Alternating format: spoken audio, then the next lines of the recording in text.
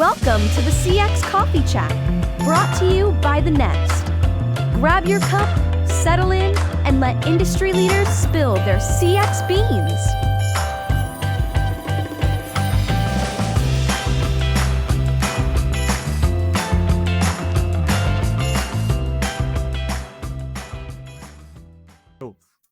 Hi, and welcome to the CX Coffee Chat. I'm your host today, Matthew Kettell.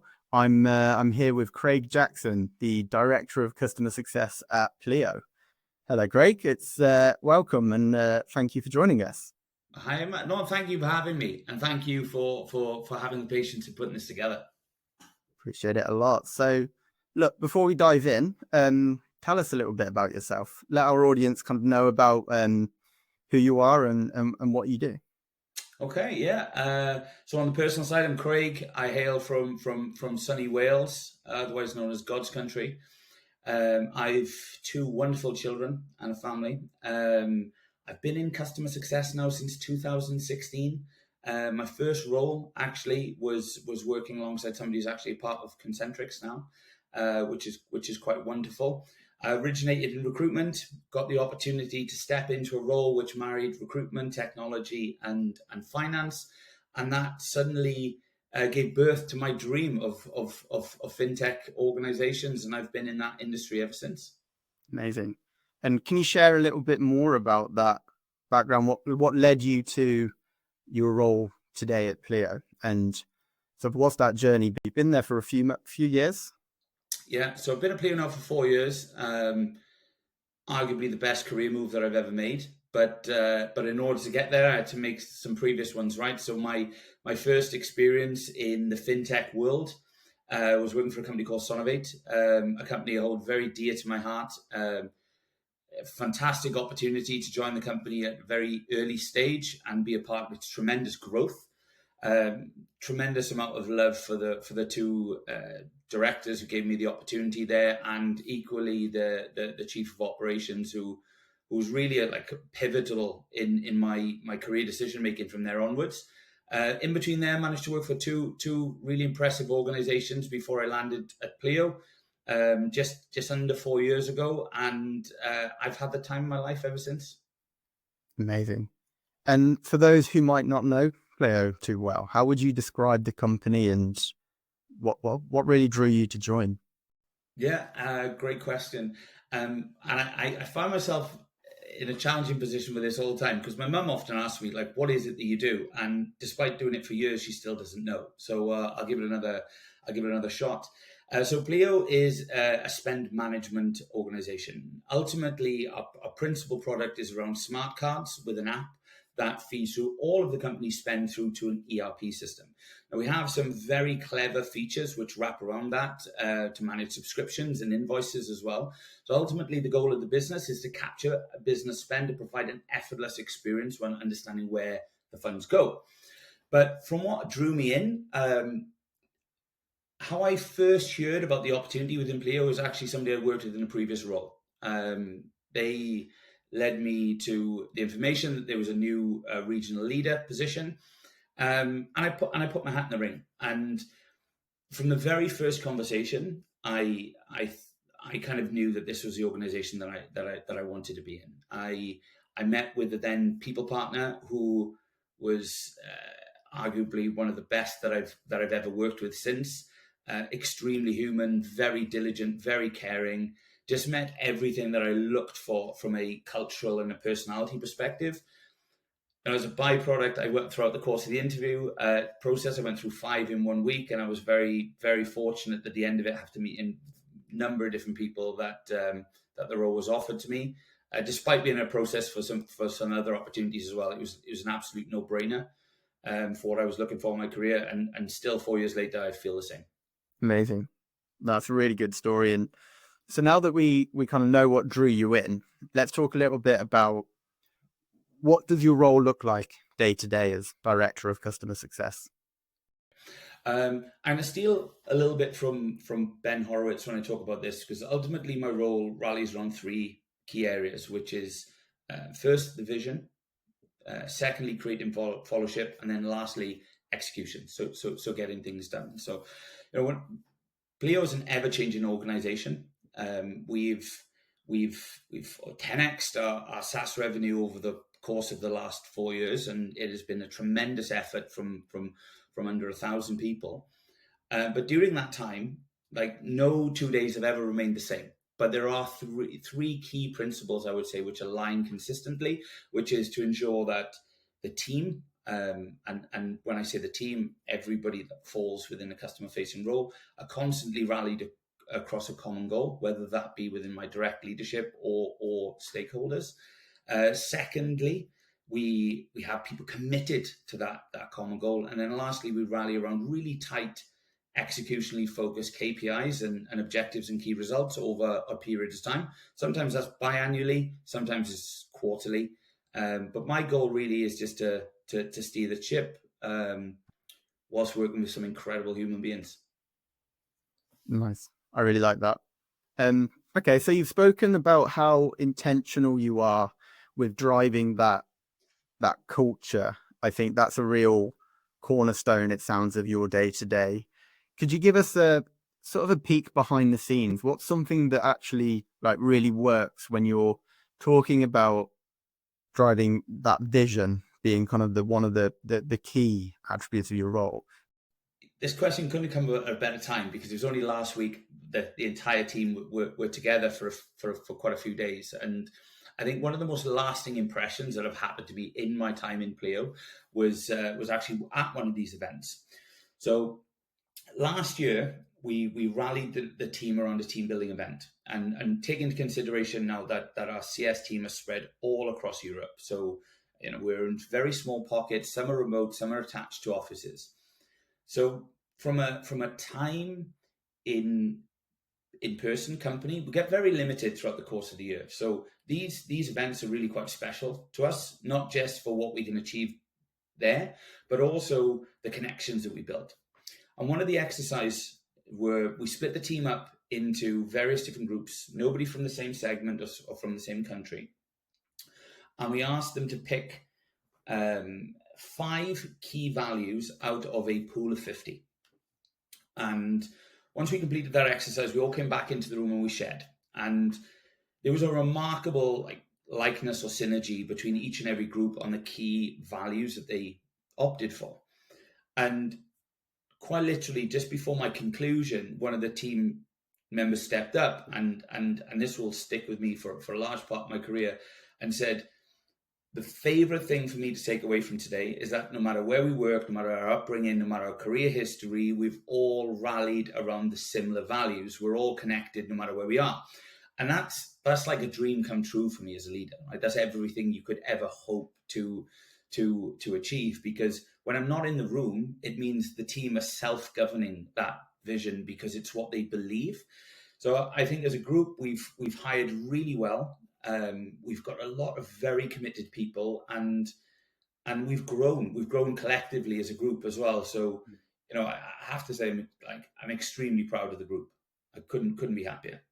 Amazing. So I imagine that last year, that team building event, bringing together all of those cultures and different personalities must have been a real kind of milestone moment for you at Pleo. Yeah, definitely. It's something that we try to do every year. We rally around a business objective, so something that's critical to the company at the time, but also ensure that we have enough time dedicated towards connection, building relationships, and just spending time with one another. Because ultimately, the results over the years, people will forget them, but the memories and how people feel in those moments and in those events, they'll stick. That's what will matter over time. And I guess you have quite an interesting perspective, right? So you will have been to quite a few of those team building events every year as your company has grown quite considerably over the last few years, right? How have you seen it evolve year on year as the company's gone through such a growth period? Something which I continuously find remarkable about Pleo, and I'll use some stats from the team as well, is that every quarter we carry out an ENPS score within the team, and I'm very proud to boast that globally across Europe that our team is currently sitting at 80. But despite the fact that when I joined, I was employee just under 200. We're now close to 1,000. That hasn't diluted. There are still people who are passionate about making a difference to customers and even the world. And I think because we have that, it makes all the challenges even more bearable. And you're in in an organization where people are collectively trying to achieve the same thing. And that's, I'm a very small cog in a very big machine here. So that is like a collective high five to everybody within the organization, because it's not easy. Like even, within teams, you have microcultures. So to keep those aligned to the organization is a challenge. So, high five to everybody in the organization for doing such a great job to just keep it. Definitely. And I want to talk to you about that a little bit. I think you've given us a really good inside view of personally what makes you tick, that big picture view that really carries everything that you're doing at Pleo. From perhaps like a more granular level, with from hiring to onboarding to actually keeping those teams driving against those mission statements, how do you personally help make sure that the people that you're bringing into the business are right and they match that and they're going to contribute to the team in the right way? Particularly when you said you've grown from 200 to 1,000 employees in quite a short amount of time.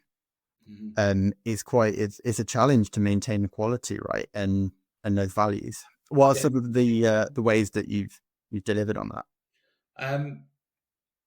We've intentionally set a high bar, and that high bar is quite personal to us as a team. So I think the latest stat would suggest that less than 1 in 100 applicants are actually successful in getting a job within the customer success team, which is very low. But we've also engineered the process to be very focused on the individual applying as well. I mean, it is an experience both ways. We have 5 steps, which traditionally would be seen as very long, but they are also very intentional. Like, our people team are very heavily embedded in our organization. They understand the personalities. They know the team members that exist there today. They attend our events. They come to our all hands. They play a big part in the team in general. So they can make a very early call on the type of individual that would really succeed within the organization. And from there onwards, they'll meet the hiring manager, but they'll also get a chance to meet the team that they'll eventually work with. And that's a great opportunity for them to ask questions that traditionally wouldn't be suitable maybe for a hiring manager role. And then finally, they'll end with me, where we'll just talk about values. And ultimately, for me, what I'm trying to do in that call is to understand like the inner motivations of somebody. It's like, can I provide the opportunity that they want? Is the expectations on both sides really aligned to a genuine outcome? And one of the things that come up really quite regularly is everybody loves to talk about, I'm very excited about the opportunity with Pleo. I love the idea of change and continuous change. And everybody loves that idea until it actually happens. So, it's not just somebody that's willing to adapt, but you also have to have quite thick skin working in this team as well. Not because it's not a wonderful place to work, but because the way you operate today may not be the way you operate in 6 months. And that continuous evolution within the team is critical to make sure we succeed as a group. So you have to be up for that, because if you're not, it could be quite a challenging place to work. Absolutely. And look, it resonates with me personally, and also on a level to what we're doing at Concentrics with the Nest, and being able to find a place for people that are keen to work in dynamic environments, let's call it that, with startups and scale-ups, where absolutely the right person is going to thrive, and it can be a complete game changer for someone's career if you put the right person inside a startup. Equally, there are people that aren't going to flourish in this type of role. So I think it's really important that you're going to those steps. And I think something that tells us that we're at least heading in the right direction with this, can never get anything perfect, is that when we, again, relating back to our ENPS score, is that you'll notice that the score is actually higher than those that have been here longer. So anybody over 2 years tends to keep a higher score. So they've been through the evolution of Pleo. They've seen so many different iterations of how the company looks and has operated, and still, with those wonderful high scores, it's a joy to see. It just makes you think that you're doing something right. And forgive me for asking this, but is there any experiences where you've tried something that it didn't work in your team? Oh, I've got them all. I think, I often say this at the beginning of every quarter. I use the same line: knowing what not to do is equally as important as knowing what to do. We rally around very tight KPIs and objectives and key results every quarter. And ultimately, they're tests, right? They're tests. Is can we create a more efficient, a happier, a more diligent team with a higher output by running this test? Some work, some don't. But the key is that we just find out fast. And incidentally, listened to another podcast recently, and we've experienced this firsthand as well, is that the original success metrics, the original goals that we set out to do, we've missed them all. But during the period, we've actually found other ways that the individual projects have become successful. So, I mean, what may look like a failure on its surface may also be like an overwhelming success if you look at it through a different lens. So there are so many different ways to approach these, but ultimately everything comes back to the customer. How are we giving the customer a fantastic experience? Will this increase the lifetime value? Does this make people want to speak about Pleo? And that's really the question that we're trying to answer to each and every one of these projects. Mm-hmm. The lessons learned, the intelligence that you've gathered is ultimately equally valuable to the business. So, Craig, you've talked before about, I've heard you talk about customer success in organizations becoming more strategic, particularly in the fintech space. Can you walk us through sort of your view on that and what shift you've noticed? Certainly. I mean, customer success as a principle or an idea is fledgling. It's fairly young, right? I mean, very few people even heard about it before, say, 2016. But the principles that guided the idea behind customer success has existed for years. And I still speak to a few people in the industry today that would consider themselves purists. So, i.e., no revenue metrics set against the organization. They're purely there to support the customer and make them successful. And I would argue that there's still a key part of the role, but ultimately is your input must generate an outcome, and that outcome needs to drive the business forward in some sort of way.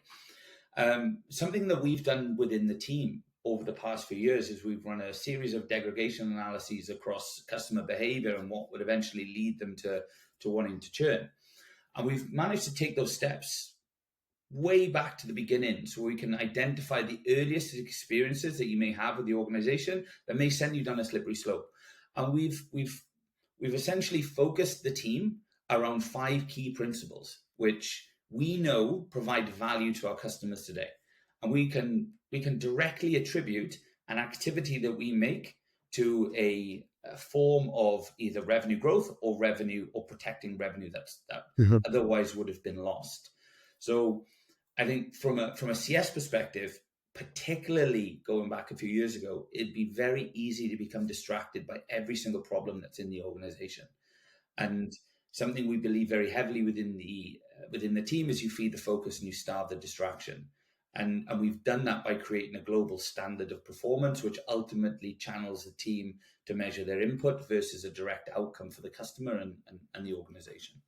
Nice. And so rather than asking you about those sort of specific KPIs, let's talk the signs. And how do you personally know when your team is doing well outside of, those kind of cornerstone metrics traditionally? Yeah.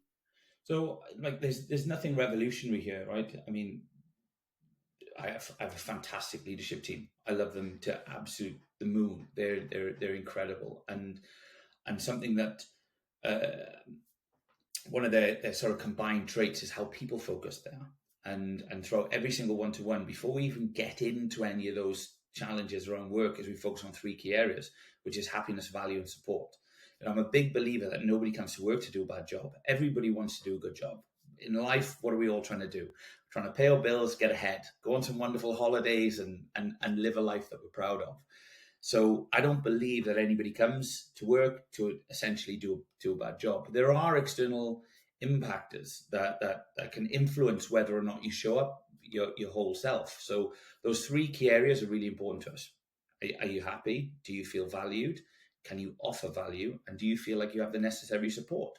And if we can tick those three boxes, we are confident that based on the people that we've hired and the focus that we've provided them, they will deliver great work.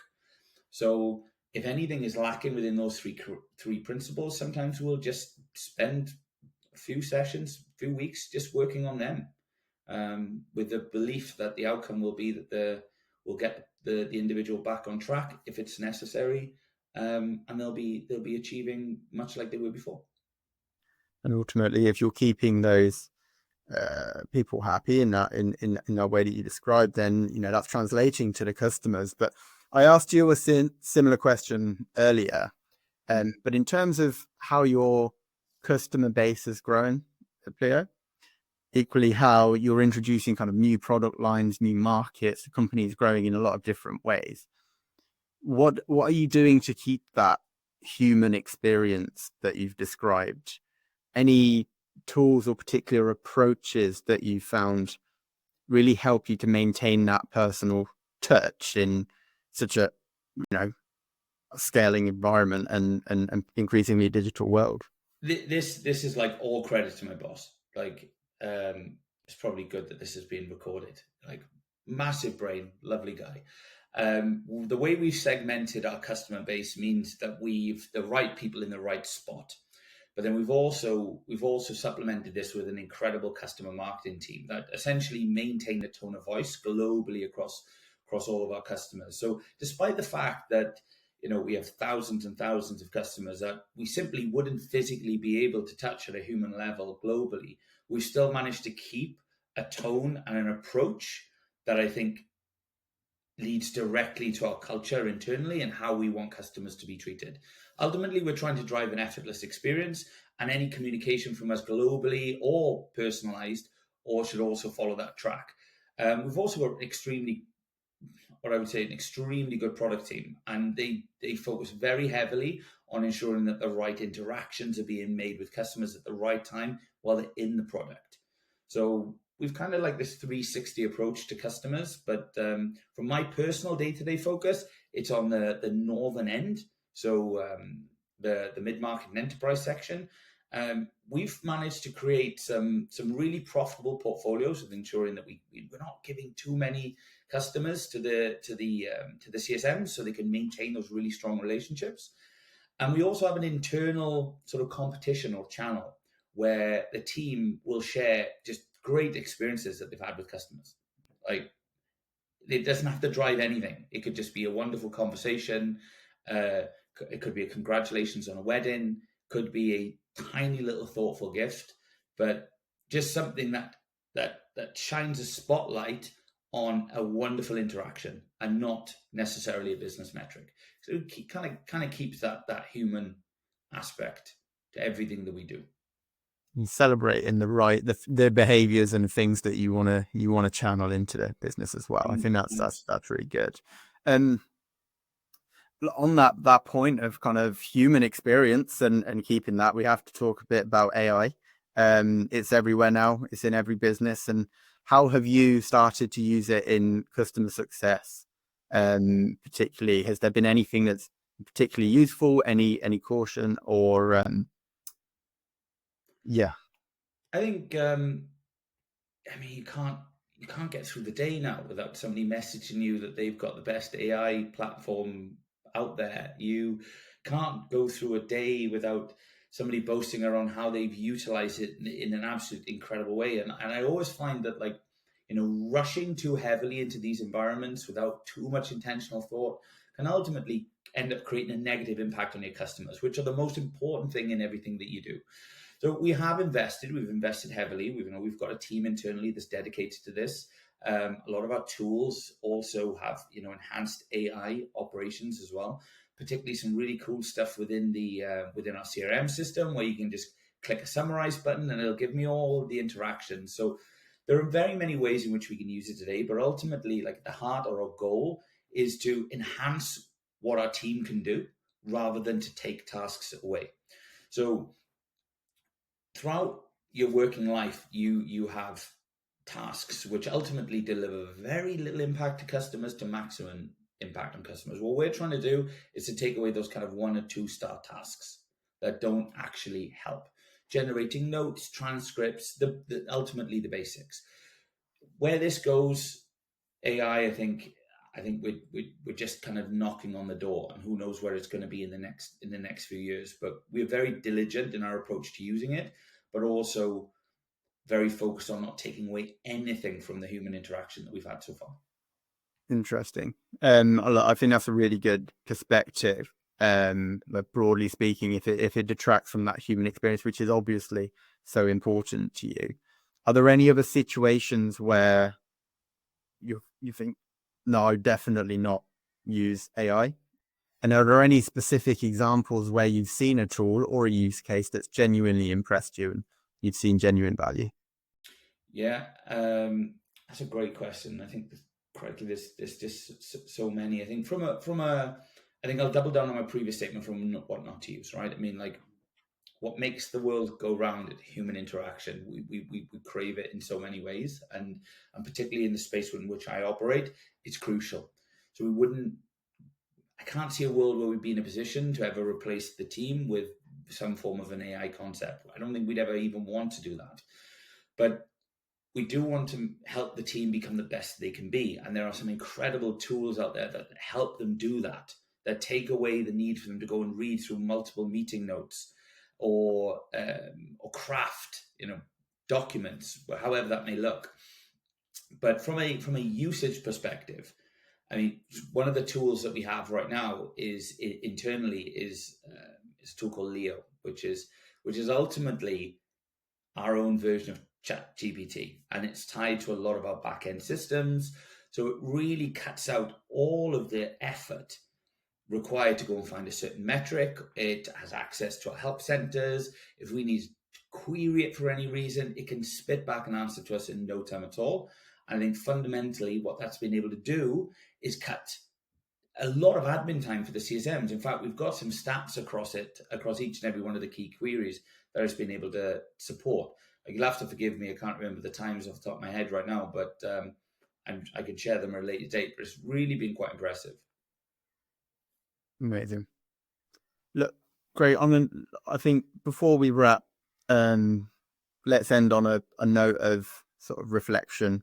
I think you shared some really good insights here for other leaders that potentially trying to build out, I mean, not just customer success teams, right? I think that a lot of what you've talked about is generally really strong advice for building teams with strong internal cultures. If you were to kind of reflect back on the last 4 years at Pleo, is there what sort of one piece of advice that maybe you'd give to yourself or someone else in your shoes? Crikey, what a question. Where would I even start? I think, believe in yourself. It all works out. It all works out in the end. That would be like, that's ultimately what it would come down to. But, if it's for somebody who wants to build a strong culture, I would say, have a clear view in your mind of what you want to achieve and how that may look. Have an equally clear view of how you don't want it to look.